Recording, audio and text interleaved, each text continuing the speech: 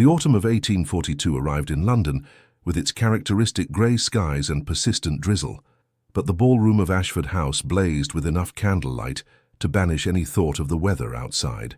Lady Vivian Sinclair stood near the marble pillar at the edge of the dance floor, her golden hair arranged in elaborate curls that framed her face, her chestnut eyes surveying the crowd with barely concealed frustration. 3 years.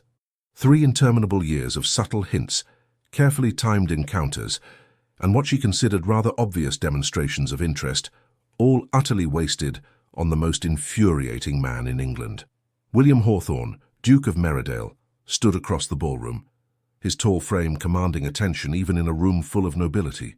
His black hair was perfectly styled, his cravat tied with mathematical precision, and those devastating brown eyes currently focused on Lady Charlotte Pemberton, who giggled behind her fan at whatever charming nonsense he was undoubtedly spouting. "He is insufferable," Vivian muttered to her closest friend, Miss Eleanor Winters, who had materialized at her elbow with 2 glasses of champagne. "The Duke?" Eleanor asked innocently, though her eyes sparkled with mischief. "Whatever has he done now?" "Exactly nothing, which is precisely the problem." Vivian accepted the champagne and took a rather unladylike gulp. "Look at him, Eleanor, flirting with Charlotte Pemberton as though she hung the moon, when just last week he was composing poetry to Miss Thornbury's eyes." "Dreadful poetry from what I heard," Eleanor offered consolingly. "That is not the point." Vivian's voice rose slightly before she caught herself, lowering it to a fierce whisper. "The point is that William Hawthorne flirts with every woman in London except—" She stopped abruptly. "Except you," Eleanor finished gently. Vivian pressed her lips together.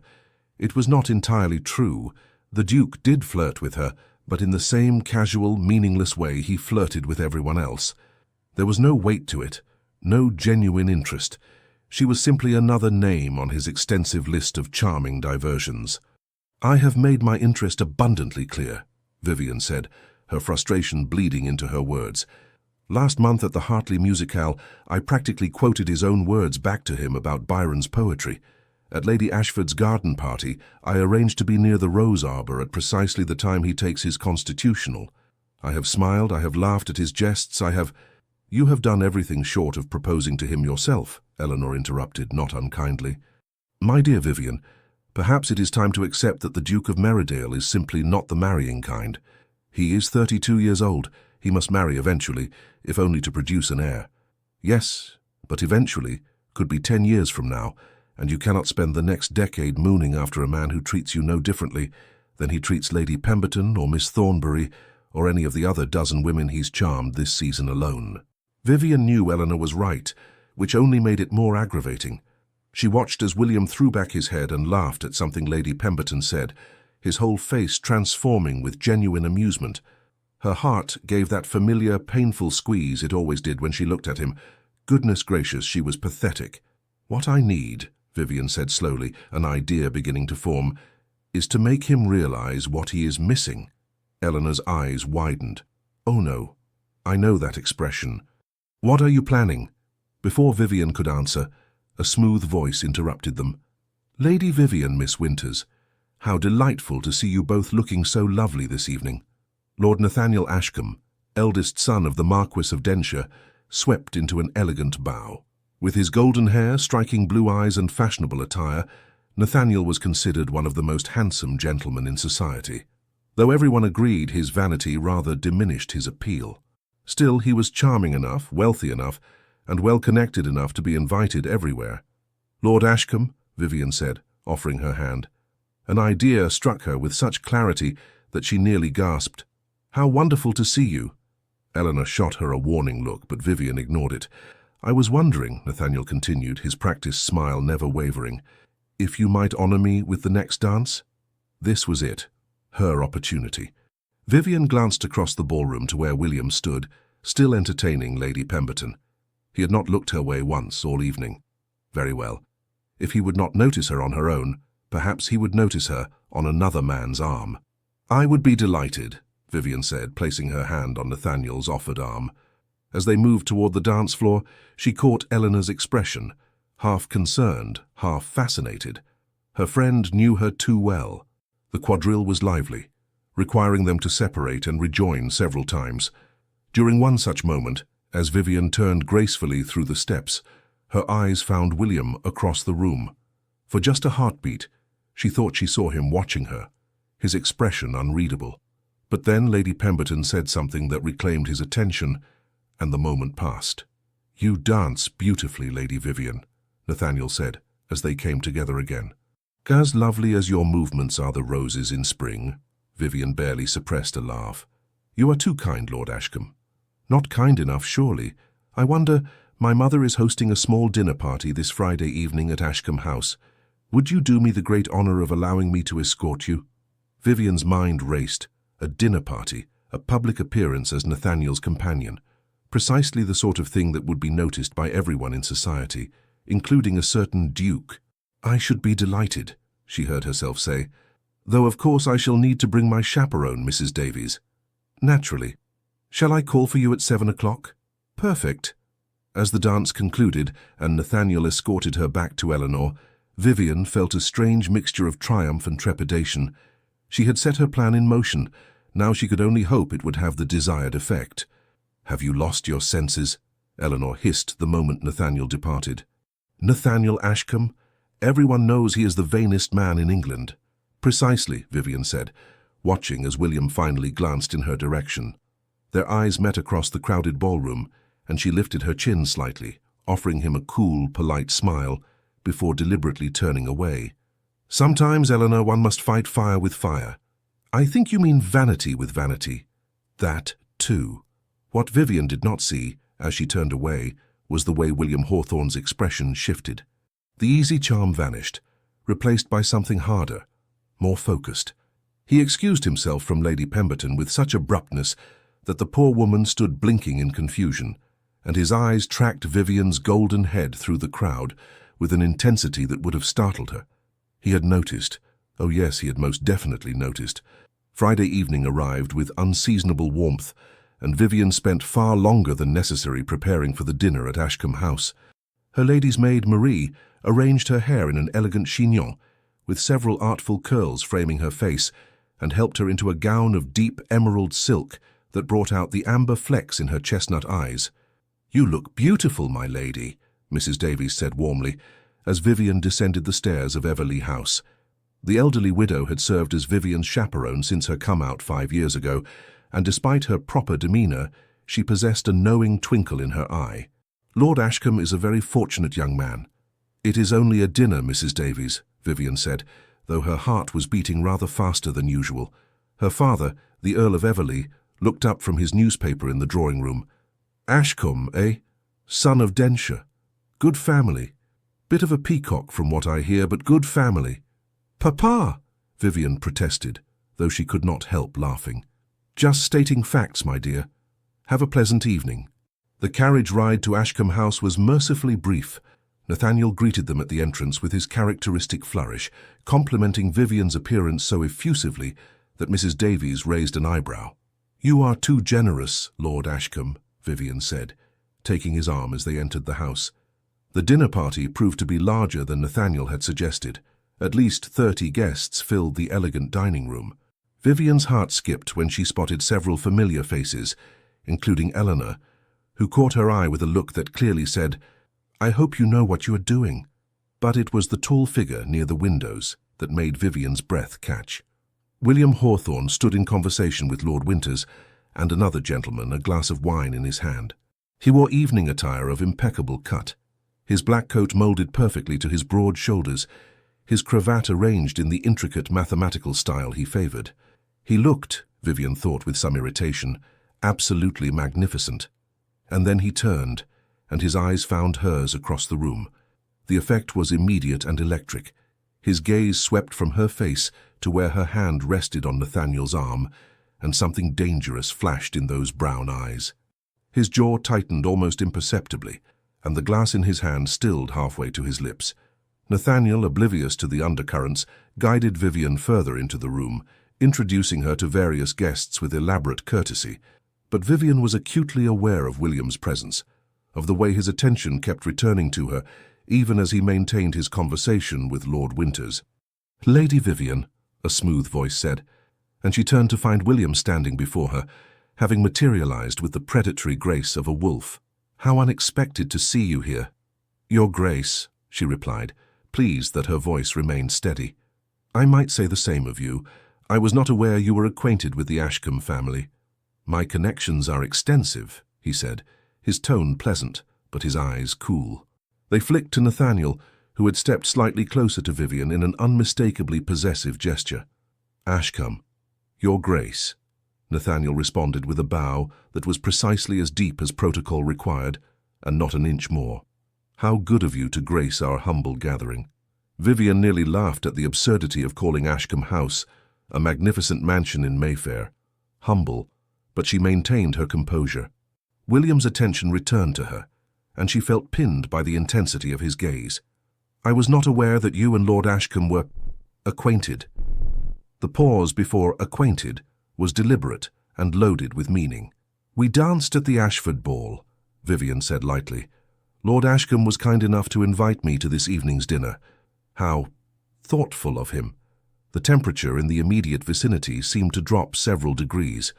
Nathaniel, to his credit, held his ground, though Vivian noticed his smile had become somewhat fixed. "Since when," William continued, his voice deceptively casual, "have you had a suitor, Lady Vivian?" The question hung in the air like a blade. Vivian's heart hammered in her chest, but she forced herself to meet his gaze steadily, even as triumph sang through her veins. It was working. By all the heavens, it was actually working. "Since I decided to accept the attentions of a gentleman who actually demonstrates interest," she replied, her tone sweet as honey, but her meaning unmistakable. Something flared in William's eyes, jealousy, pure and undisguised. His hand tightened around his wine-glass so forcefully that Vivian half expected the crystal to shatter. The moment stretched between them, charged with unspoken words and suppressed emotion. Then William's mouth curved into a smile that did not reach his eyes. "How delightful for you both," he said. The words clipped. "I hope you enjoy your evening, Lady Vivian Ashcombe." He turned and walked away with such barely controlled fury that several guests glanced after him in surprise. Vivian watched him go, her own emotions in turmoil. Triumph, certainly. She had achieved exactly the reaction she wanted, but also something else, something that felt uncomfortably like guilt and confusion. "Goodness," Nathaniel murmured beside her. "I have never seen Meridale quite so intense. You must have made quite an impression on him, Lady Vivian." If only Nathaniel knew the half of it. Throughout dinner, Vivian was acutely aware of William's presence several seats away. He maintained his usual charming facade, entertaining his dinner companions with witty observations and amusing anecdotes.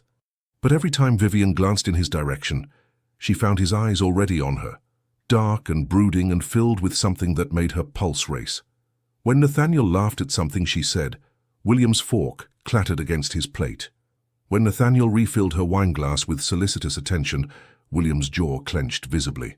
And when Nathaniel leaned in to whisper some comment about the lady across from them, William pushed back from the table so abruptly that conversation momentarily ceased. "Forgive me," he said smoothly, his composure restored. "I seem to have developed a headache. Please excuse me." He departed with impeccable courtesy, but Vivian saw the rigid set of his shoulders, the too quick stride that spoke of barely leashed emotion. Eleanor caught her eye from across the table, her expression concerned. Vivian offered a small reassuring smile, though her own feelings were far from settled. She had wanted to provoke a reaction from William. She had succeeded beyond her wildest expectations. So why did she feel so unsettled by his jealousy? And what, precisely, was she going to do about it now? The following 3 weeks proved to be the most entertaining and exhausting period of Vivian's life. True to his word, Nathaniel Ashcombe pursued his courtship with enthusiastic dedication. Flowers arrived at Everleigh House daily, each bouquet more elaborate than the last. He escorted her to the theatre, to afternoon teas, to musicales and garden parties. He composed sonnets to her beauty, dreadful sonnets, Eleanor privately informed her after hearing one recited at Lady Hartley's soirée, and made no secret of his admiration. And everywhere they appeared, William Hawthorne seemed to materialize like a conjured spirit. At Lady Pemberton's garden party, Vivian was strolling through the rose garden with Nathaniel and Mrs. Davies, when William emerged from behind a particularly large topiary, startling them all. "Lady Vivian," he said with an expression of theatrical surprise that fooled absolutely no one. "What an unexpected pleasure. I was just examining the roses." "In October?" Vivian asked, one eyebrow raised. "How fascinating." "I have a keen interest in horticulture," William replied with impressive dignity, despite the fact that everyone present knew he could barely tell a rose from a turnip. Nathaniel's smile grew tight. "Your Grace, are you perhaps lost? The gentleman's smoking room is in quite the opposite direction." "Not lost at all. Simply taking the air." "The air seems particularly thick today," Nathaniel observed. William's eyes flashed dangerously, but before he could respond, Vivian smoothly intervened. "Gentlemen, perhaps we might all enjoy the air together. The weather is lovely." What followed was possibly the most awkward 15 minutes of Vivian's life, with Nathaniel on one side determinedly pointing out various flowers and commenting on their beauty, while clearly knowing nothing about them, and William on the other, making increasingly absurd observations about soil composition and pruning techniques, equally ignorant but far more creative in his fabrications. Mrs. Davies trailed behind them, her expression hovering between amusement and despair. "The Duke seems very interested in gardening," Nathaniel said, after William finally departed to inspect the hedges elsewhere. "Strange, considering Lord Winters mentioned just last week that Meridale once mistook an herb garden for decorative shrubbery and had his gardener plant roses in it." Vivian bit her lip to keep from laughing. The pattern repeated itself with increasing frequency. At the theatre, William appeared in the box adjacent to theirs, having apparently purchased the tickets that very afternoon. During a promenade in Hyde Park, he, coincidentally, happened to be riding past at the exact moment Vivian and Nathaniel stopped to admire the Serpentine. At Lady Thornbury's musicale, he arrived late and took the only available seat, directly behind Vivian, spending the entire performance leaning forward to offer whispered commentary that made concentration impossible. "He is stalking you," Eleanor observed one afternoon as they took tea at Everley House. "I have never seen anything like it. The Duke of Meridale, one of the most sought-after bachelors in England, has become a lovesick puppy." "He is not lovesick," Vivian protested, though her heart fluttered at the suggestion. "He is possessive. There is a difference, my dear." He glares at Lord Ashcombe as though the poor man has committed treason. "Last night at the Hartley ball I thought he might actually challenge him to a duel when Nathaniel led you into the waltz." Vivian remembered that waltz. She had felt William's gaze burning into her back throughout the entire dance, so intense that she had nearly missed a step. "What am I supposed to do?" she asked helplessly. "I wanted his attention, and now I have it, but he has not actually done anything. He simply appears everywhere, looking absolutely murderous whenever Nathaniel comes near me." "Perhaps," Eleanor suggested gently, "you should speak with him. Tell him how you feel." "Absolutely not." Vivian set down her teacup with more force than necessary. "Eleanor, I have spent 3 years making my interest clear. If William Hawthorne wants me, he can do the pursuing for once. I am not going to simply hand him victory after he has ignored me for so long." Eleanor sighed. "You are both impossibly stubborn. Yes, well, I learned from the best." In truth, Vivian found the situation more confusing with each passing day. She had wanted to make William jealous, to force him to realize he might lose her to another man. That part had succeeded spectacularly, but she had not anticipated the intensity of his reaction, nor the way her own feelings would become tangled in the web she had woven. Because despite his constant presence and obvious jealousy, William had not actually declared himself. He appeared at every event, monopolized her attention whenever possible, and made his displeasure with Nathaniel abundantly clear. But he had not taken the final step of actual courtship. It was maddening. And then there was Nathaniel himself. For all his vanity and theatrical declarations, he was not unkind. He treated her with courtesy and respect, and if his compliments were excessive and his poetry atrocious, he at least seemed genuinely interested in her company, which made her feel guilty about using him as a pawn in her game with William. The situation reached its crisis point on a Tuesday afternoon at Lady Ashford's autumn tea party. Vivian had arrived with Mrs. Davies and been immediately claimed by Nathaniel, who guided her to a settee near the windows. The drawing room was filled with the cream of London society, all engaged in the delicate dance of gossip and social maneuvering. William arrived 20 minutes later, his eyes immediately finding Vivian across the crowded room. He crossed toward them with the determined stride of a man on a mission, but was intercepted by Lady Charlotte Pemberton, who had apparently not received the message that the Duke's attentions had shifted elsewhere. "Your Grace," Charlotte said brightly, positioning herself directly in his path. "How delightful to see you. I was just telling Mamma about the lovely poetry you composed last month. Do you remember? About my eyes being like sapphires." Vivian could not hear William's response from across the room, but she saw his jaw tighten with frustration as Charlotte chattered on, oblivious to his distraction. "Lady Vivian," Nathaniel said, drawing her attention back, "there is something I wish to discuss with you." His tone was unusually serious, and Vivian felt a flutter of apprehension. "Yes, Lord Ashcombe? I have greatly enjoyed these past weeks in your company," he began, and Vivian's stomach sank. This sounded like the beginning of something formal. "You are the most captivating woman I have ever met, and I find myself—" "Lord Ashcombe," Vivian interrupted quickly, "perhaps this conversation would be better had in a more private setting."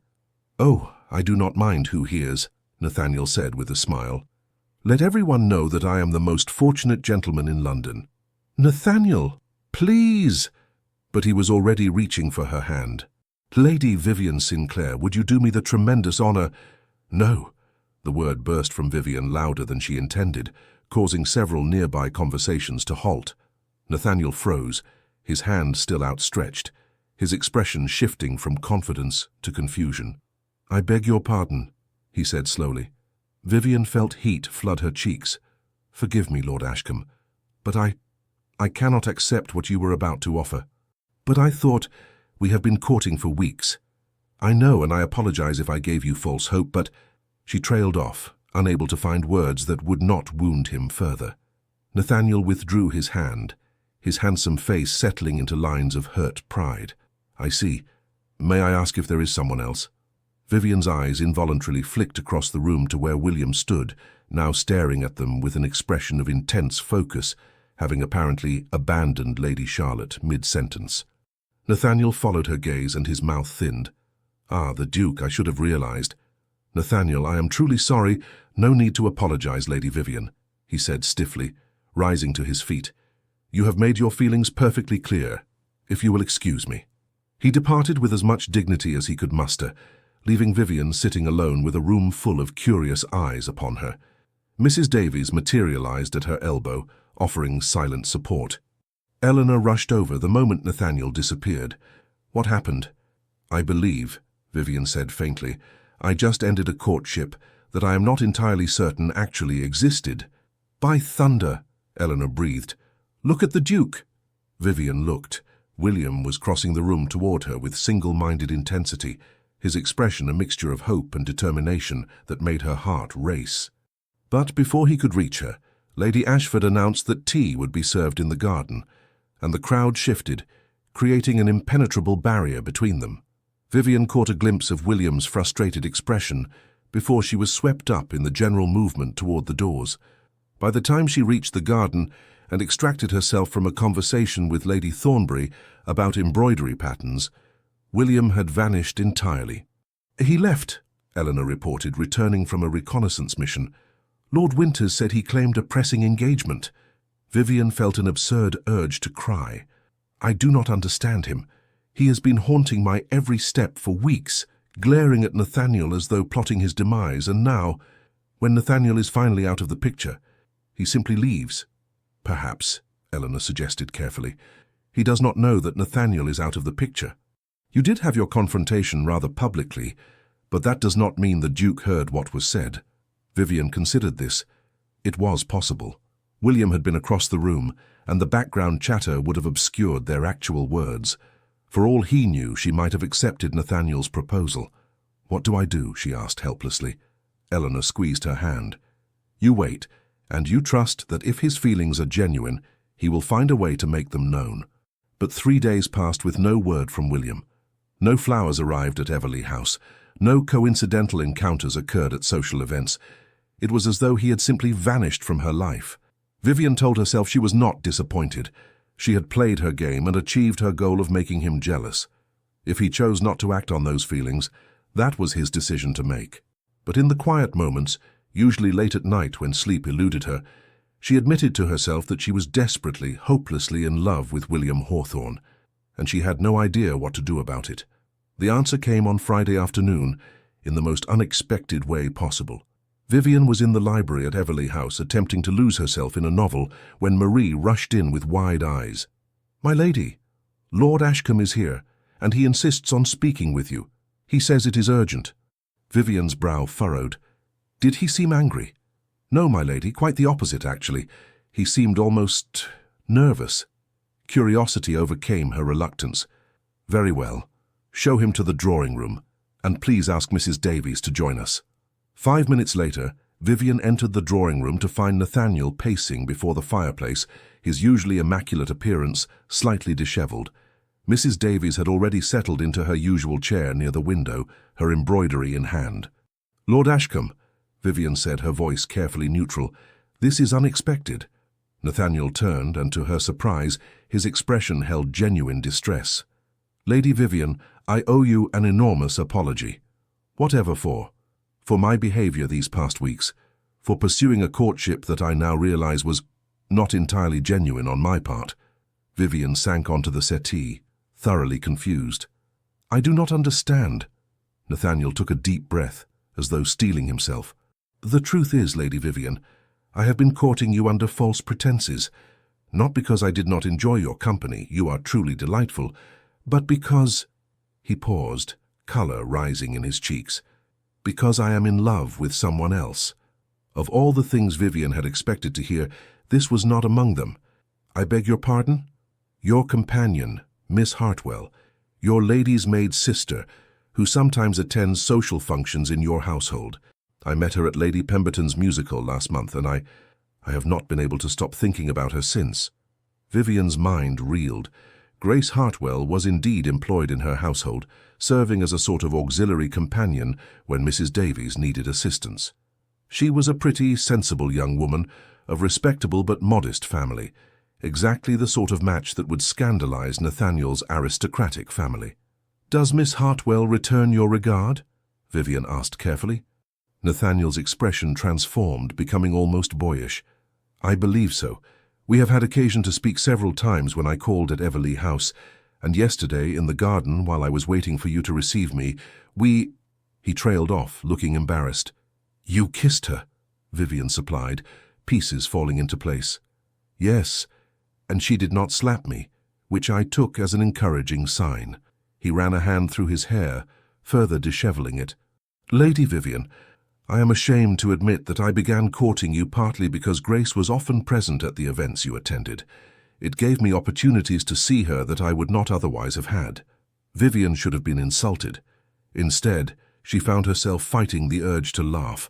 "Lord Ashcombe, are you telling me that for the past 3 weeks, while I have been using you to make the Duke of Merridale jealous, you have been using me to court my household companion?" Nathaniel blinked.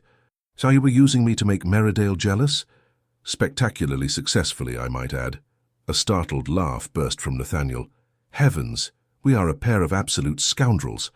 "Indeed." Vivian felt an enormous weight lift from her shoulders. "So what will you do about Miss Hartwell?" "I intend to speak with her father and request permission to court her properly. My own father will be appalled. He has plans for me to marry the daughter of a viscount, but I find I no longer care. Grace is worth any scandal."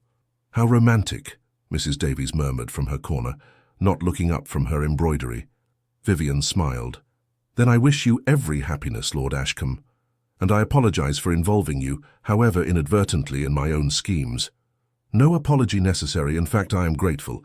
My pursuit of you provided the perfect excuse to frequent Everley House." He paused.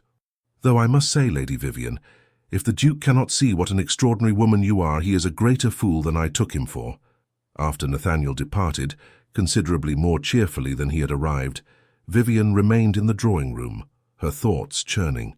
"Mrs. Davies," she said slowly, "am I a terrible person for using Lord Ashcombe the way I did?"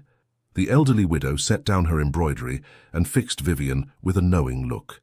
"My dear child, the heart wants what it wants, and sometimes we take foolish paths in pursuit of it, But I think perhaps it is time to stop with schemes and games and simply tell the Duke how you feel.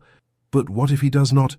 Then at least you will know, Mrs. Davies interrupted gently, and you can move forward with your life one way or another. This uncertainty is eating you alive. Vivian knew she was right, but the thought of confessing her feelings to William, of making herself that vulnerable, terrified her more than any society scandal ever could. Still, perhaps it was time to be brave. She was still debating the matter the following afternoon when fate, or a meddlesome friend, intervened. Eleanor appeared at Everleigh House in a state of high excitement. "You must come with me immediately. There is something you need to see." "What are you talking about?" "No questions. Just trust me. Bring Mrs. Davies and come to Hyde Park, the Serpentine path near the bridge." 20 minutes later, Vivian found herself standing on the aforementioned path, thoroughly confused. "Eleanor, what?" "Shh!" Eleanor pointed. Following her friend's gesture, Vivian looked down the path and froze. William Hawthorne stood some 50 yards away, apparently in earnest conversation with no one. He paced back and forth, gesturing to the empty air, his mouth moving in what appeared to be impassioned speech. "Has he lost his senses?" Vivian whispered. "I believe," Eleanor said, barely suppressing her grin, "that he is rehearsing." As they watched, William ran a hand through his black hair, disrupting its usual perfect arrangement, and appeared to start his speech over. Even from this distance, Vivian could see the tension in his shoulders, the nervous energy in his movements. "Rehearsing what?" she asked, though her heart had begun to beat faster. "If I had to guess, a declaration of affection for a certain lady with blonde hair and chestnut eyes." Vivian's breath caught. "You cannot possibly know that." "Oh, can I not? Lord Winters told me that the Duke has been impossible all week, distracted, irritable, and constantly muttering about missed opportunities and that damned Ashcombe. And then this morning Winters saw him leave his house with what appeared to be a bouquet of flowers, your favourite flowers, I might add, though how he knows that is anyone's guess, and followed him here. Lord Winters is spying on him.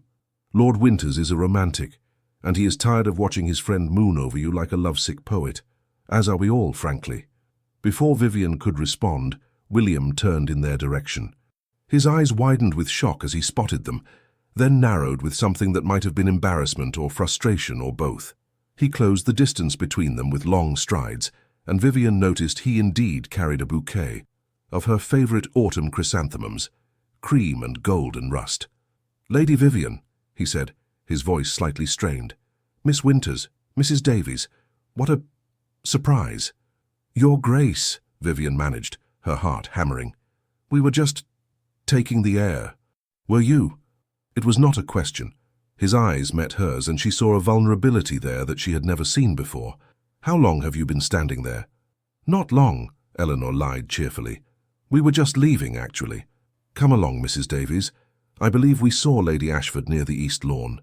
"We did no such—" "Oh!" Mrs. Davies caught on, offering Eleanor her arm. "Indeed we did. Lady Vivian, we shall be just over there. Within sight, of course." And just like that, Vivian and William were alone on the path. Well, as alone as one could be in Hyde Park on a sunny afternoon, with dozens of other people strolling about and 2 determined chaperones watching from a calculated distance. William cleared his throat. "I suppose subterfuge is pointless at this juncture." "I suppose so," Vivian agreed, fighting to keep her voice steady. He held out the bouquet, and she noticed his hand trembled slightly. "These are for you. I remembered that you mentioned at Lady Ashford's garden party last spring that autumn chrysanthemums were your favourite." Vivian took the flowers, amazed that he had remembered such a small detail. "They are beautiful. Thank you." "Lady Vivian, He stopped, took a breath and started again. "These past weeks have been among the most torturous of my life." "Torturous?" "Watching you with Ashcombe, knowing I had no right to object, no claim to make, realizing that my own foolish blindness might have cost me—" He trailed off, his jaw working. "Cost you what?" Vivian asked softly. William's brown eyes met hers with an intensity that stole her breath. "Everything that matters." The world seemed to narrow to just the 2 of them, despite the public setting. Vivian clutched the chrysanthemums, their autumn scent filling her senses. "I need you to understand something," William continued, his words coming faster now as though he feared if he stopped he might lose his courage. I have known you for 3 years. 3 years of watching you at balls and parties and dinners. 3 years of conversations that were supposedly casual, but that I replayed in my mind for days afterward. 3 years of telling myself that you were just another lovely woman in a city full of lovely women. And, Vivian prompted when he paused, and I was lying to myself. The admission seemed to cost him something. Because you were never just another anything, Vivian. You are, the woman I thought about first thing every morning and last thing every night. The one whose opinion I valued above all others. The one who made me laugh genuinely, not just politely. The one I searched for in every ballroom I entered. Vivian's eyes were stinging with unexpected tears. Then why did you never say anything? Why did you flirt with every other woman in London but treat me as though I were merely another acquaintance? Because I was terrified, William said simply. My parents' marriage was a disaster.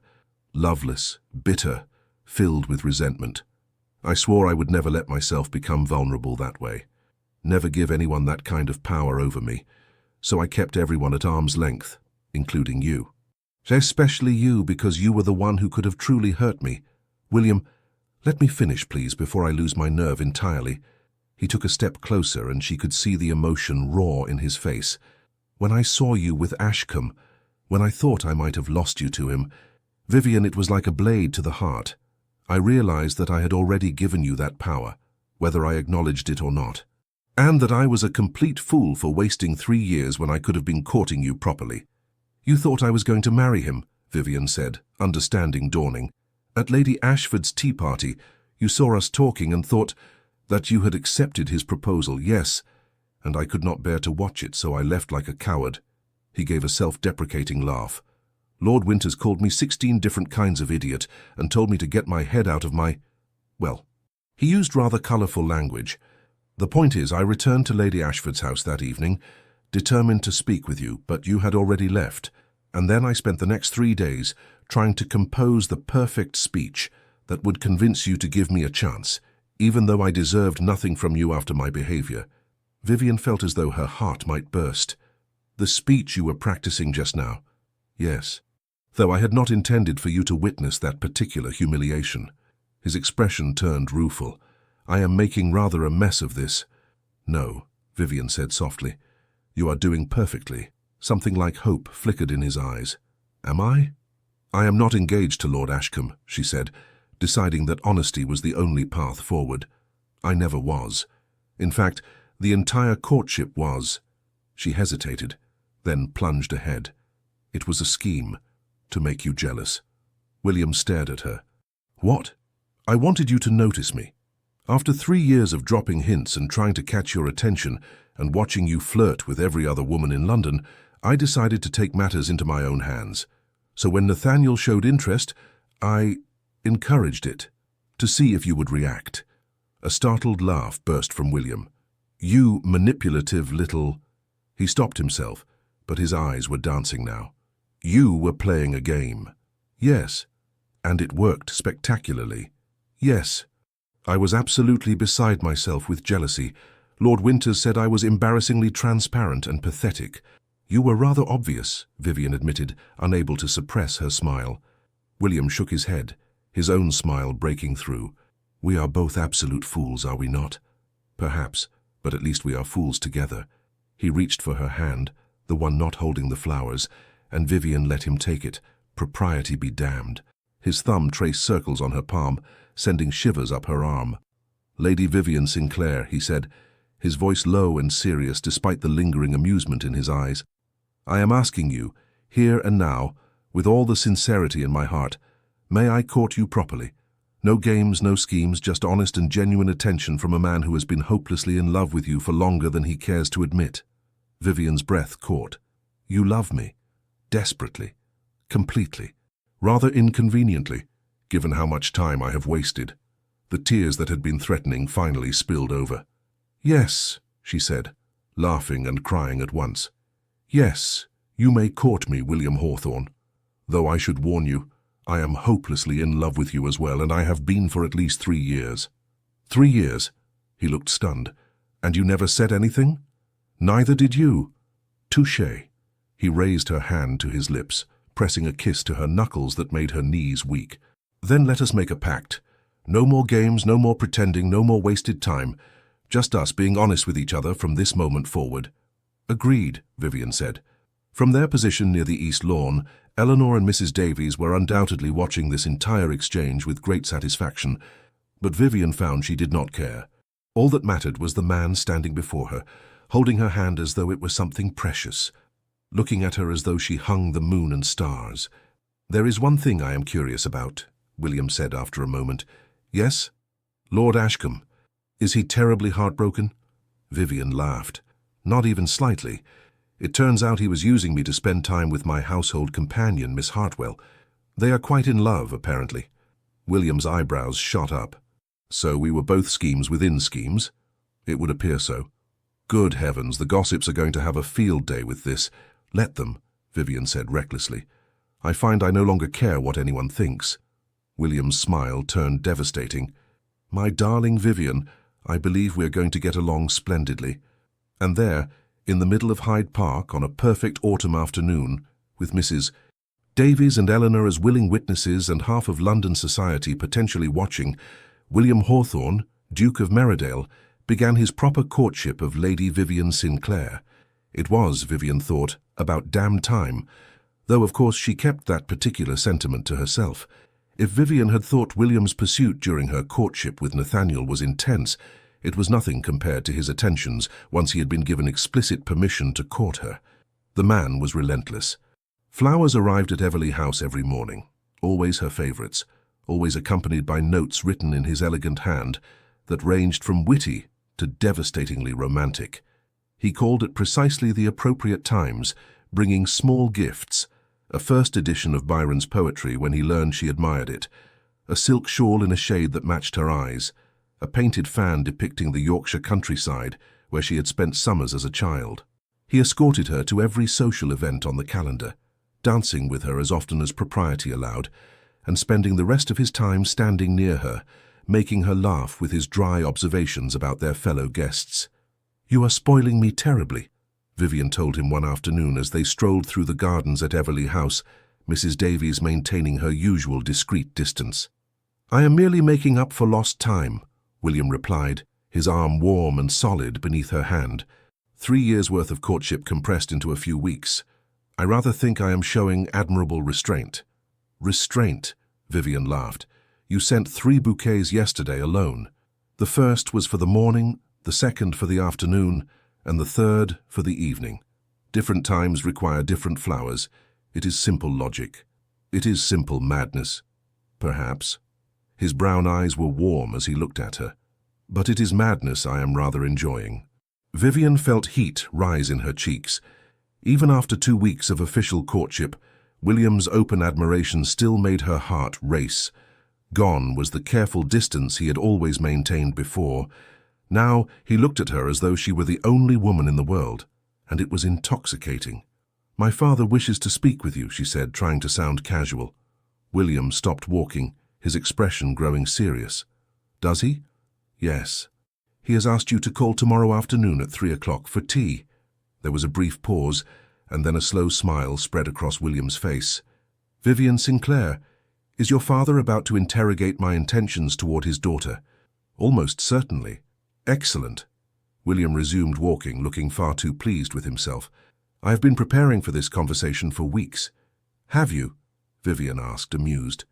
"And what exactly have you prepared?" "A detailed account of my financial situation, my estates, my family history, and a very convincing argument for why he should entrust his beloved only daughter to my care." He paused. "I may have practiced it with Lord Winters, who laughed at me, but I am fairly confident in my material." Vivian could not help but smile at the image of the intimidating Duke of Meridale nervously rehearsing a speech for her father. "I am sure you will be magnificent." "I hope so. I'm rather invested in the outcome." The next afternoon, Vivian found herself far too nervous to do anything productive. She attempted embroidery and stabbed her finger 3 times. She tried reading and realized she had read the same page 4 times without absorbing a single word. Finally, she gave up and paced the drawing room, waiting. William arrived at precisely 3 o'clock, looking impeccable in his afternoon attire. He bowed over Vivian's hand with his usual grace, but she noticed the tension in his shoulders. "Lady Vivian, you look lovely as always." "Thank you, you look terrified." "I am not terrified," he said with dignity. "I am merely focused. Your cravat is slightly crooked." William's hand flew to his neck. "Is it?" "No," Vivian said, smiling. "But you believed me, which proves you are terrified." He gave her a look of mock severity. "You are enjoying this far too much." "I am enjoying it exactly the right amount." Before William could respond, the door opened and her father entered. The Earl of Everley was a distinguished man in his early 50s, with silver-threaded hair and shrewd grey eyes that missed very little. "Your Grace," he said, offering his hand. "Thank you for coming." "Lord Everley, the pleasure is mine." Vivian watched as the two men shook hands, sizing each other up in that way men did. Then her father turned to her. "Vivian, my dear, why don't you go help your mother with the menu for next week's dinner party? Papa, I am perfectly capable of—" "Now, please." It was said gently but firmly, and Vivian recognized dismissal when she heard it. She shot William an encouraging look and departed, though she stationed herself just outside the door where she could hear at least some of the conversation. Mrs. Davies found her there 5 minutes later and raised an eyebrow.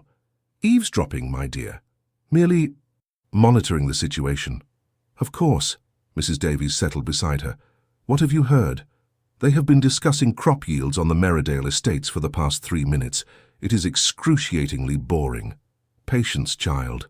Sure enough, a moment later, her father's voice took on a different tone.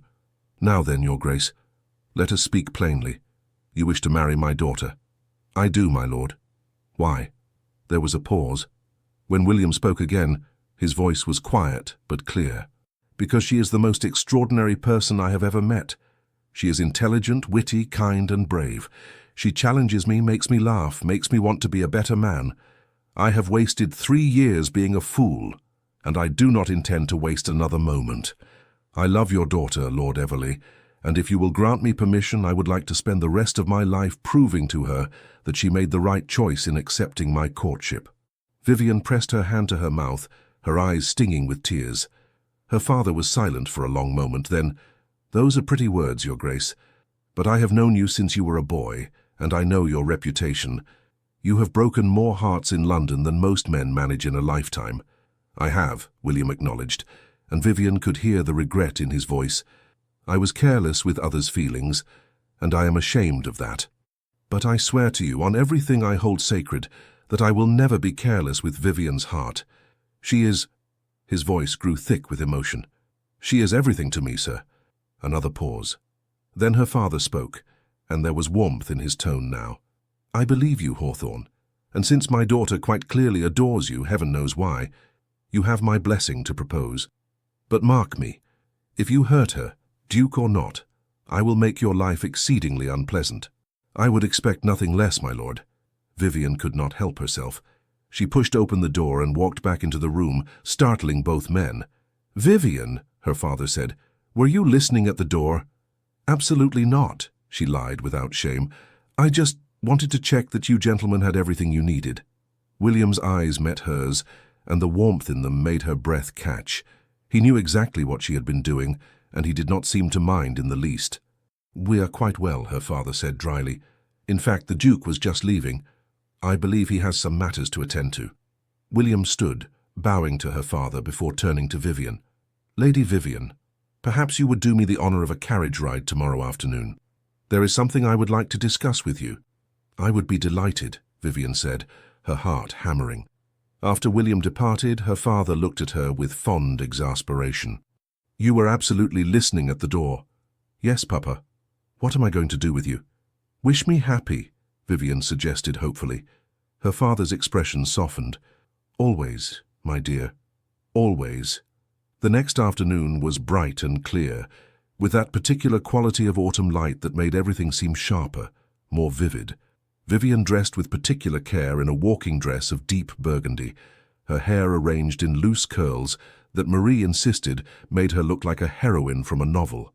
William arrived with his finest carriage, and without a groom, she noticed, which was slightly improper but not scandalously so, especially given Mrs. Davies' presence. They drove to Richmond Park, where the trees were ablaze with autumn colour. William guided the horses expertly along the winding paths, making light conversation about the weather and the upcoming Hartley ball. But Vivian could sense an undercurrent of nervous energy in him. Finally, they reached a secluded grove overlooking the Thames, and William brought the horses to a stop. "Mrs. Davies," he said, turning to address her chaperone, "would you mind terribly if Lady Vivian and I took a brief walk? I promise to keep her in your sight at all times." Mrs. Davies smiled. "I suppose that would be acceptable, Your Grace. I shall remain here with the carriage." William helped Vivian down, and they walked together toward a bench situated beneath an ancient oak tree.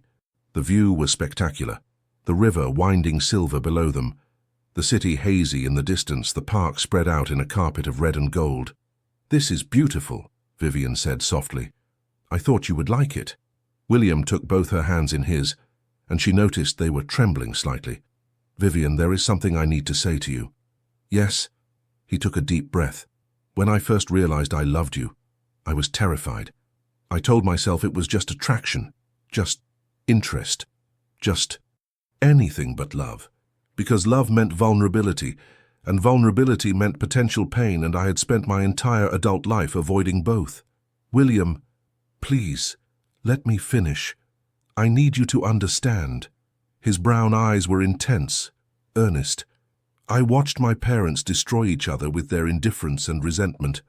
I swore I would never let anyone have that kind of power over me. But what I did not understand, what I was too foolish to realize, is that love is not about power. It is about trust. It is about choosing every day to be vulnerable with someone who will treat that vulnerability as the precious gift it is." Vivian's eyes were stinging with tears. "You trust me? Completely, utterly. You could shatter me, Vivian Sinclair. You have the power to hurt me more than anyone else in the world." He smiled, and it was the most open, genuine expression she had ever seen on his face. "And somehow, that does not terrify me anymore. Because I know that you would never misuse that power." "I would not," she whispered.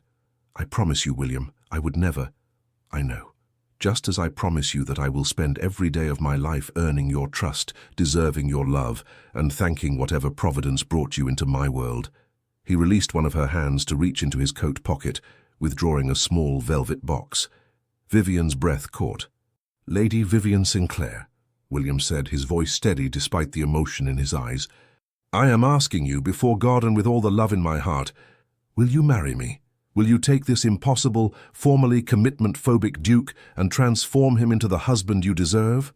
Will you let me spend the rest of my life making you laugh, holding you when you cry, arguing with you about poetry, and loving you with every fibre of my being?" He opened the box, revealing a ring that took Vivian's breath away. The centre stone was a deep amber, the exact shade of the chrysanthemums he had brought her in the park, surrounded by small diamonds that caught the afternoon light. "I had it specially made," William said, watching her face. "The stone is citrine, which I am told represents joy and creativity. The jeweler thought I was mad for not choosing a diamond, but I wanted something that reminded me of you, of that day in the park when you agreed to let me court you, of autumn, which is when I finally found my courage." Vivian realized she was crying in earnest now, tears streaming down her face. "It is perfect," she managed. "You are perfect, and yes, William Hawthorne, yes, I will marry you." The relief and joy that flooded William's expression was worth every tear she had shed, every sleepless night she had spent wondering if he would ever see her, every moment of doubt and uncertainty. He slipped the ring onto her finger. It fit perfectly, of course, and then he did something that surprised her. He pulled her close, right there in the open, where Mrs. Davies and anyone else who happened by might see, and kissed her. It was not a chaste, proper kiss. It was deep and passionate and full of 3 years' worth of suppressed longing. Vivian's hands came up to grip his coat, and she kissed him back with equal fervor, pouring all her love and relief and joy into that single moment. When they finally broke apart, both breathing hard, William rested his forehead against hers. "I love you," he whispered. "I love you so much. It terrifies me." "Good," Vivian said, laughing through her tears, "because I love you just as much, and misery loves company."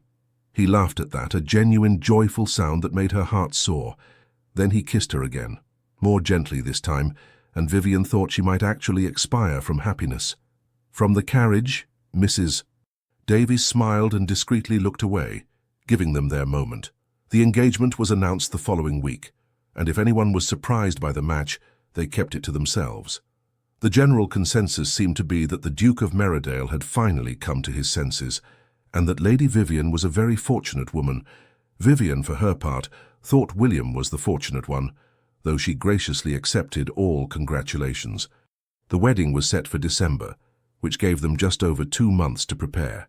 Vivian's mother threw herself into the planning with enthusiastic determination, and Everleigh House became a constant flurry of activity involving dressmakers, florists, caterers, and seemingly endless lists. Through it all, William remained a constant presence. He called every day, sometimes twice a day, finding excuses to see her even when there was no particular need. He attended tedious meetings with the wedding planner, offered opinions on flower arrangements, with no actual knowledge of flowers but great confidence nonetheless, and generally made himself indispensable. "You do not need to be here for the discussion of napkin colors," Vivian told him one afternoon as they sat in her mother's drawing room, surrounded by fabric samples. "On the contrary, I have very strong feelings about napkin colors," William said seriously. "That ivory is clearly superior to this cream. The undertones are completely different." Vivian's mother looked delighted. "Finally, someone who understands. Lord Everleigh insists they are identical." "Men of taste know the difference, Lady Everleigh." After her mother departed to consult with the housekeeper, Vivian turned to William with raised eyebrows. "You cannot tell the difference between those napkins." "Not even slightly," he admitted cheerfully. "But your mother was so pleased when I agreed with her, and I'm attempting to establish myself as the ideal son-in-law." "You are ridiculous." "Yes, but I am your ridiculous, which makes it acceptable." Vivian could not argue with that logic. One afternoon, about 3 weeks before the wedding, Vivian found herself at Meridale House for tea. William had invited her to see his, soon-to-be their, home, and she was curious to see where she would be living. The house was magnificent, a sprawling Georgian mansion in Mayfair with elegant proportions and beautiful gardens. William gave her a tour, pointing out various features and rooms, but Vivian could see he was leading her somewhere specific. Finally, they reached a set of double doors on the 2nd floor. William paused, his hand on the handle, looking suddenly uncertain. "These are the Duchess's chambers," he said quietly. "They have been closed since my mother's death 20 years ago. My father could not bear to enter them, and after he died, I could not bring myself to change anything. They are exactly as she left them." Vivian squeezed his hand. "You do not have to show me if it is too difficult." "No, I want to." He opened the doors, revealing a suite of rooms decorated in shades of blue and cream. Dust covers draped the furniture, and the air had that particular stillness of a space long abandoned. "I want you to know about my mother, about who she was before my father's indifference broke her spirit." They walked through the rooms together, as William told her about his mother, Caroline Hawthorne, who had loved music and poetry, who had taught him to read before he was 4, who had filled the house with laughter before the joy slowly drained away under the weight of her husband's coldness. "She loved this room," William said, stopping before a large window overlooking the gardens. "She would sit here for hours, reading or embroidering. After she died, my father had the room sealed. He said it was out of respect for her memory, but I always thought it was guilt. He knew he had made her miserable, and he could not face the evidence of what he had destroyed." "William," Vivian said softly, moving to stand before him, "you are not your father." "I know. At least, I know it now." He cupped her face in his hands, his thumbs brushing her cheeks. "But for so long I was terrified I would repeat his mistakes, that I would trap some poor woman in a loveless marriage and watch the light slowly die in her eyes the way it did in my mother's." "That will never happen," Vivian said fiercely. "We love each other, William. We chose this." "We did." He kissed her forehead gently. "I want to redecorate these rooms. Make them yours, not my mother's ghost. Fill them with light and color and joy. Will you help me?" "Of course." Vivian looked around the space, already envisioning possibilities. I think pale yellow, perhaps, like sunshine. And we should open those curtains. Let the light in. Your mother would want that, I think. She would want these rooms to be happy again. William's arms came around her, holding her close. Have I told you today that I love you? At least 3 times, Vivian said, smiling against his chest, but I do not think I shall ever tire of hearing it. Good, because I intend to say it rather frequently for the next 50 or 60 years. They stood like that for a long moment, wrapped in each other's arms in the dusty, forgotten rooms, and Vivian felt hope blooming, not just for themselves, but for the healing these old wounds needed, for the joy that would fill this house once William was no longer haunted by his parents' failures. They would be different. They would be happy. She was certain of it. The morning of December 15th dawned cold and bright, frost painting delicate patterns on the windows of Everley House. Vivian woke early, her stomach aflutter with nerves and excitement. Today was her wedding day.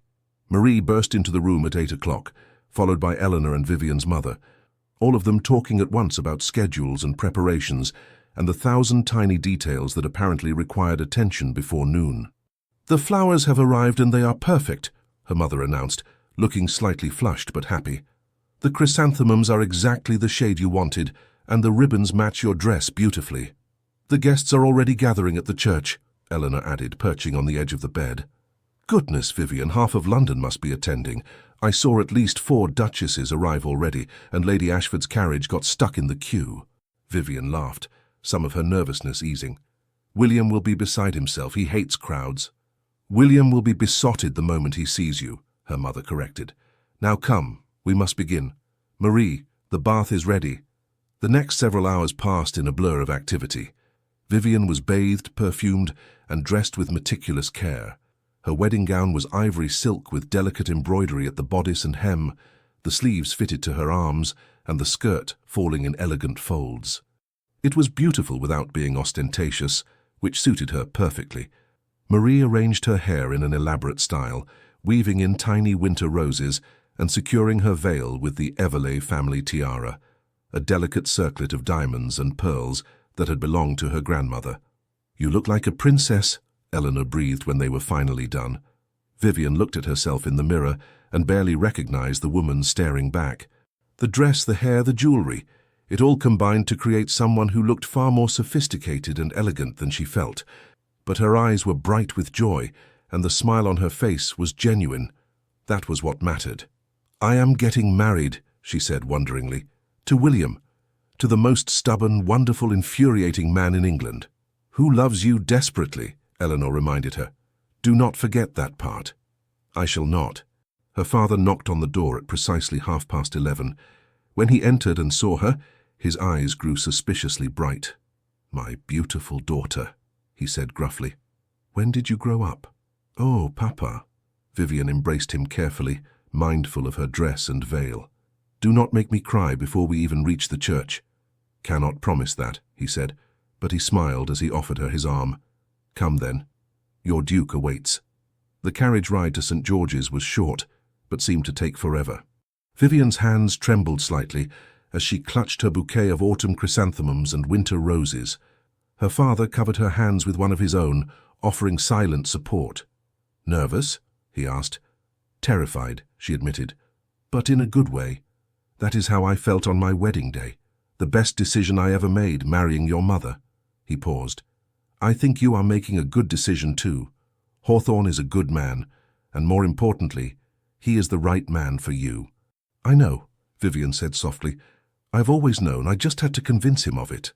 Her father chuckled. "Indeed." St. George's was packed with guests, exactly as Eleanor had predicted. The church was decorated with garlands of evergreen and chrysanthemums, their warm gold contrasting beautifully with the winter greenery. Candles blazed throughout the space, casting everything in a warm, golden glow. Vivian waited in the vestibule while the ceremony music began. Her heart was pounding so hard she was certain everyone could hear it. Eleanor made last-minute adjustments to her veil, while her mother dabbed at her eyes with a handkerchief. And then the processional began, and her father was guiding her down the aisle, and nothing else mattered because William was there. He stood at the altar in formal attire, his black coat perfectly tailored, his cravat arranged with his usual mathematical precision. His black hair was slightly disheveled, as though he had run his hand through it repeatedly, and his brown eyes were fixed on her with an expression of such love and wonder that her breath caught. Lord Winters stood beside him as best man, smiling broadly, but Vivian barely noticed anyone else. The church could have been empty or filled with thousands. It made no difference. There was only William, watching her walk toward him with love written plainly on his face. When she reached the altar, and her father placed her hand in William's, she felt the slight tremor in his fingers. He was nervous too, she realized. This powerful, confident duke was nervous about marrying her. The vicar began the ceremony, his voice resonating through the church. Vivian heard the words as though from a great distance. All her focus was on William's hands holding hers, on his eyes locked with hers, on the moment when they would be bound together forever. "Do you, William Marcus Hawthorne, Duke of Merridale, take this woman to be your lawfully wedded wife?" the vicar intoned. "To have and to hold from this day forward, for better, for worse, for richer, for poorer, in sickness and in health, to love and to cherish till death do you part?" "I do," William said, his voice clear and strong. "With all my heart, I do." "And do you, Vivian Elizabeth Sinclair, take this man to be your lawfully wedded husband? To have and to hold from this day forward, for better, for worse, for richer, for poorer, in sickness and in health, to love and to cherish, till death do you part?" "I do," Vivian said, smiling through happy tears. "Absolutely and forever I do." They exchanged rings, simple gold bands that William had insisted on, saying he wanted to wear a visible symbol of his devotion. And then the vicar was pronouncing them husband and wife, and William was lifting her veil with trembling hands and kissing her with a tenderness that made her heart swell. The church erupted in applause and cheers. Vivian laughed against William's lips, and he smiled as he pulled back, his eyes dancing. "Hello, wife," he murmured. "Hello, husband," she replied. They walked back down the aisle together, hands clasped, both grinning like absolute fools. Vivian caught glimpses of familiar faces, Eleanor weeping openly, her mother and Mrs. Davies both dabbing at their eyes, her father looking proud and emotional. Even Nathaniel Ashcombe was there, seated beside a blushing Grace Hartwell, both of them smiling warmly. The wedding breakfast at Everleigh House was a magnificent affair. The ballroom had been transformed with winter flowers and hundreds of candles, and the feast was extraordinary. Vivian barely tasted any of it, too caught up in the joy of the occasion and the constant press of well-wishers offering congratulations. William remained at her side throughout, his hand finding hers at every opportunity, his attention never wavering from her, even as he made polite conversation with various guests. "You are being very attentive," she teased during a brief moment of relative privacy. "I am simply ensuring my investment," he replied with mock seriousness. "I went through considerable effort to win you. I am not about to let you escape now." "Escape? We are married, William. I cannot escape." "Precisely my plan all along. I am very cunning." She laughed, and he stole a kiss. Propriety be damned. Lord Winters proposed the first toast, his speech full of affectionate jokes about William's transformation from confirmed bachelor to besotted husband. "I have known Merridale for 20 years, he concluded, raising his glass, "and I have never seen him as happy as he has been these past months. Lady Vivian, I beg your pardon, Your Grace, you have accomplished what we all thought impossible. You have made this impossible man understand what truly matters. To the Duke and Duchess of Merridale." "To the Duke and Duchess," the guests echoed, and Vivian felt tears prick her eyes again. As the afternoon wore into evening, the celebration continued. There was dancing. William claimed Vivian for the first waltz, holding her so close that Eleanor teasingly called it scandalous, and more food and toasts and laughter. Finally, as the winter sun began to set, William leaned close and whispered, "Would you think me terribly rude if I suggested we escape our own wedding breakfast?" Vivian glanced around at the still crowded ballroom. "Where would we go?" "Home," he said simply. "Our home. I want to begin our life together, Vivian. Just the two of us." She felt warmth spread through her chest. "Yes," she said. "Let us go home." They made their excuses to her parents, who smiled knowingly and offered no objections. Then, with the help of Eleanor and Lord Winters creating a distraction, they slipped away to the waiting carriage. As they drove toward Merridale House through the twilit streets of London, William pulled Vivian close against his side. "Happy?" he asked. Deliriously, she replied. Though I confess I am a bit nervous about what comes next. As am I, he admitted, but we shall figure it out together. That is rather the point of marriage, I think. Merridale House glowed with welcoming light as they approached. The staff had lined up to greet them, offering congratulations and well wishes. Mrs. Patterson, the housekeeper, presented Vivian with the keys to the house with great ceremony. Welcome home, Your Grace, she said warmly. Thank you, Vivian replied, feeling slightly overwhelmed by the title. She was a duchess now, the Duchess of Merridale. It still seemed unreal. William dismissed the staff for the evening, giving them permission to celebrate below stairs. Then he turned to Vivian with a slightly mischievous expression. Come with me. I have something to show you. He led her upstairs to the rooms that had once been his mother's, the Duchess's chambers. But when he opened the doors, Vivian gasped. The space had been completely transformed. Gone were the dust covers and musty air. The walls had been painted a soft, sunny yellow, exactly as she had suggested. New curtains in cream silk framed the windows, and elegant furniture in honey-colored wood filled the space. Fresh flowers bloomed in vases throughout the rooms, and a fire crackled welcomingly in the hearth. William, she breathed, when did you— I have been working on it since the day you first saw these rooms, he said.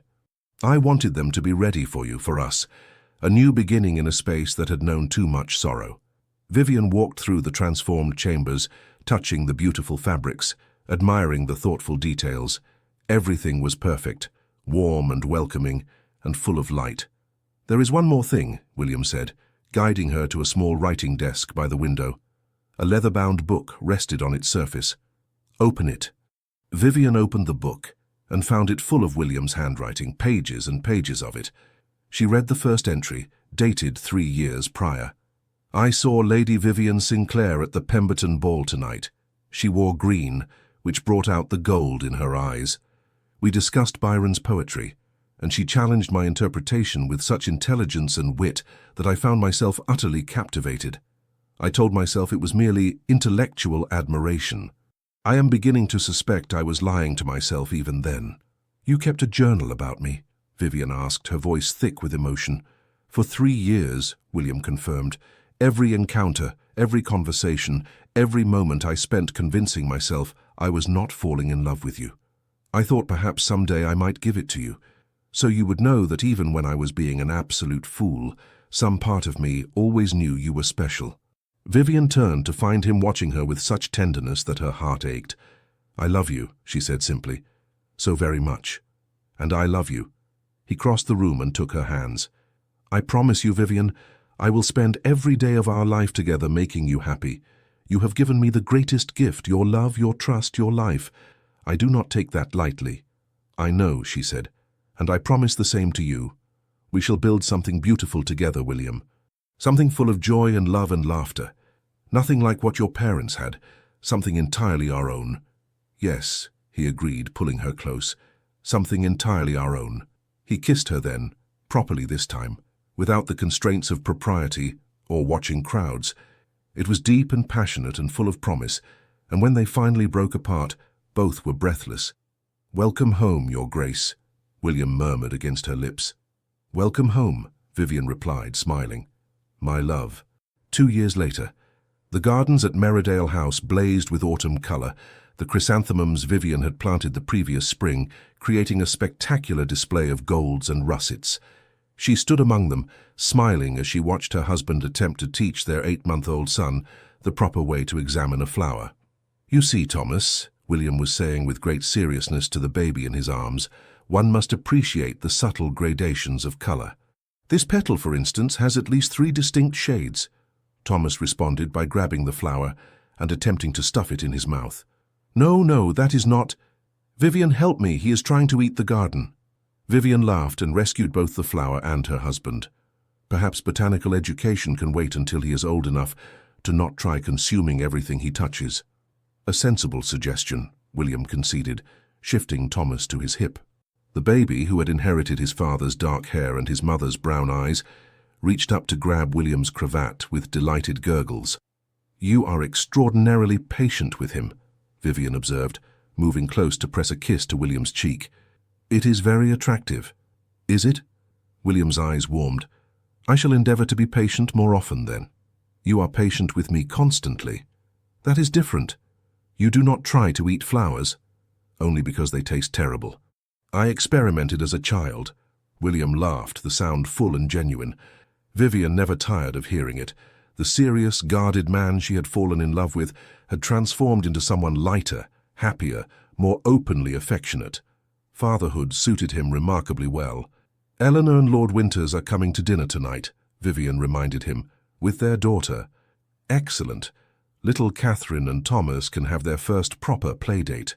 Though at 8 months and 6 months I suspect playing will consist largely of them staring at each other and drooling. Probably, Vivian agreed, smiling. Eleanor had married Lord Winters 6 months after Vivian's own wedding, in what everyone agreed was the most romantic courtship of the season. Their daughter Catherine had been born in June, and the two couples had become inseparable, their children growing up together. I also received a letter from Nathaniel this morning, Vivian added. He and Grace are expecting. How wonderful. When? Next spring. They sound absolutely thrilled. William shook his head wonderingly. Who would have thought that your scheme to make me jealous would result in 2 happy marriages and soon to be 3 children? I am an excellent schemer, Vivian said smugly. You are a menace, William corrected, but he was smiling. He shifted Thomas to one arm so he could pull Vivian close with the other. My magnificent, clever, beautiful menace. Sweet talker. Only for you. Thomas chose that moment to grab a fistful of Vivian's hair, yanking with surprising strength for such a small person. She yelped, and William quickly disentangled the baby's fingers while trying not to laugh. Parenthood is very glamorous, Vivian said dryly, smoothing her disheveled hair. Indeed, just as I always imagined. They stood together in the garden, their son between them, surrounded by the flowers Vivian had planted to mark their new beginning. The afternoon sun was warm despite the autumn chill, and from somewhere nearby came the sound of birdsong. Are you happy? William asked softly, the question he posed often as though still slightly amazed by their life together. Vivian looked at him, at this man who had been so afraid of love, who had wasted 3 years keeping her at arm's length before finally surrendering to what he felt, at their son, already showing signs of his father's stubbornness and his mother's curiosity, at the home they had built together full of warmth and laughter and joy. Happier than I ever dreamed possible, she said honestly. You? More than I deserve, William replied. But I am learning to accept good fortune when it finds me. Good, because I have no intention of letting you forget how fortunate you are. I would expect nothing less. Thomas began to fuss, making the particular sound that meant he was tired and hungry and generally done with outdoor activities. William and Vivian exchanged a knowing look and began heading back toward the house, their steps naturally matching. Do you remember, William said as they walked, that day in Hyde Park when I was rehearsing what to say to you? You mean when Eleanor and I caught you talking to yourself like a madman? I prefer to call it practicing important oratory, but yes, I was so nervous I could barely form coherent thoughts. You were very sweet and very transparent. I was terrified you would reject me. Vivian stopped walking and turned to face him. William Hawthorne, I loved you for 3 years before you ever worked up the courage to court me properly. There was never any chance I would reject you. I know that now, he said, but at the time I had convinced myself I had wasted all my opportunities, that I had left it too late. I thought you might accept Nathaniel's proposal just to spite me. I considered it, Vivian admitted, for about half a second. Then I remembered I was hopelessly in love with you, and spite seemed like a poor foundation for marriage. Wise woman. Indeed. They reached the house, and William passed Thomas to his nurse for feeding and a nap. Then he turned to Vivian with the mischievous expression she had come to know very well. We have approximately 2 hours before our son wakes and before our guests arrive, he said. Whatever shall we do with such abundant free time? I can think of several possibilities, Vivian replied, matching his tone, though most of them involve significantly less clothing than we are currently wearing. Scandalous. William took her hand, leading her toward the stairs. I am shocked and appalled at your suggestion. No, you are not. No, I am not, he agreed, grinning. I am, in fact, entirely in favor of this plan. They climbed the stairs together, laughing like newlyweds despite 2 years of marriage, and later, wrapped in each other's arms in the sunny yellow rooms that had once known only sorrow, Vivian reflected on the strange path that had brought them here. A scheme born of frustration, a courtship built on jealousy, a love that had always existed but took years to acknowledge, and through it all the simple truth that some people were meant to find each other, no matter how long it took or how many obstacles stood in their way. "I love you," William murmured against her hair. "Today, tomorrow, and for all the tomorrows we have left." "I love you too," Vivian replied, snuggling closer. "My impossible Duke." "Your impossible Duke," he agreed. "Now and always." Outside, the autumn wind rustled through the gardens, carrying the scent of chrysanthemums, those flowers that had become their symbol, marking the day everything changed. The day jealousy gave way to honesty, and games gave way to genuine devotion. And in the house that had once been cold and empty, laughter rang out, the sound of a family built on love and trust, and the simple joy of being together. It was, Vivian thought as sleep began to claim her, the perfect ending to their story, or rather, the perfect beginning to the rest of their lives. The end. Thank you so much for staying with us until the end of this beautiful story. We truly hope it warmed your heart and reminded you that love, no matter how delayed or complicated, always finds a way. If you enjoyed this video, please like, comment, share, and subscribe to our channel. Your heartfelt support keeps us motivated to tell more stories full of romance, healing, and emotional redemption. And don't forget, at the end of this video, another story from our channel will appear. Click and be swept away by more unforgettable moments. Thank you for being here. The Legends of the Fall Team.